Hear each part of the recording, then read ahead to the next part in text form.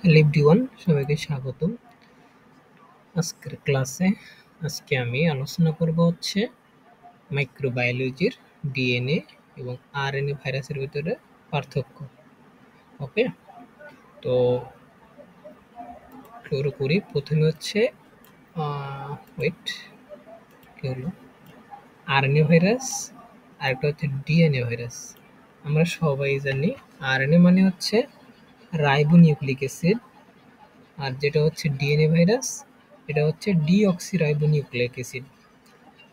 এই প্রথম যে পয়েন্ট আছে সেটা হচ্ছে আরএনএ ভাইরাস সাধারণত উদ্ভিদকে আক্রমণ করে এবং উদ্ভিদের রোগ সৃষ্টি করে, আর যেটা ডিএনএ আছে এটা হচ্ছে ডিএনএ ভাইরাস সাধারণত প্রাণীকে আক্রমণ করে এবং প্রাণী রোগ সৃষ্টি করে। অর্থাৎ এ হচ্ছে আরএনএ, এ হচ্ছে উদ্ভিদ, এ হচ্ছে ডিএনএ, এ হচ্ছে প্রাণী। আমরা এটাই বুঝে থাকি সাধারণত।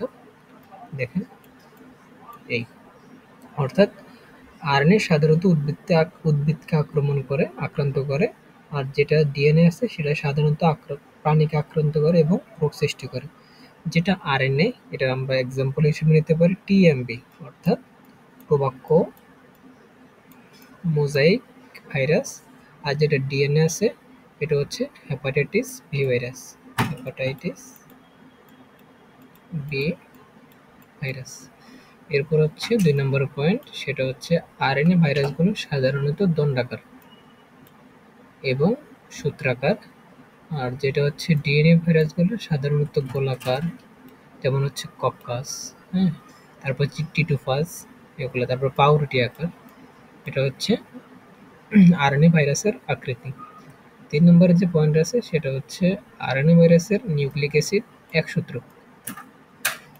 একসূত্রক বলতে আমি বুঝি হচ্ছে এখানে একটা আমি চিত্র আঁকি, এই চিত্র, অর্থাৎ এই চিত্রটি যদি একটা সুতা থাকে এটাকে বলা হয় একসূত্রক, অর্থাৎ হচ্ছে আরএনএ ভাইরাস। এরপর হচ্ছে যেটা আছে সেটা হচ্ছে ডিএনএ ভাইরাস। ভাইরাসের নিউক্লিক অ্যাসিড দ্বিসূত্রক ডিএনএ নিয়ে গঠিত। অর্থাৎ এখানে যদি আমি আরেকটা চিত্র আঁকি, একটা চিত্র, এখানে আমি দুটো সূত্রক দেবো, অর্থাৎ দুটো সুতা, এই একটা সুতা, এরপর হচ্ছে এই একটা সুতা। ওকে, যেহেতু এখানে দুটা সুতা অর্থাৎ দ্বিসূত্রক, সেহেতু এটাকে আমরা কি বলতে পারি, আরএনএ ভাইরাস। এ হচ্ছে ডিএনএ ভাইরাস।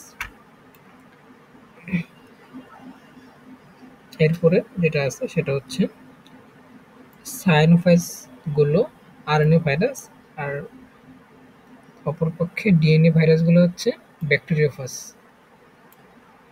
আর শেষে যেটা আছে সেটা হচ্ছে আরএনএ ভাইরাসের নিউক্লিওটাইডে অ্যাডেনিন, সাইটোসিন, গুয়ানিন ও ইউরাসিল থাকে।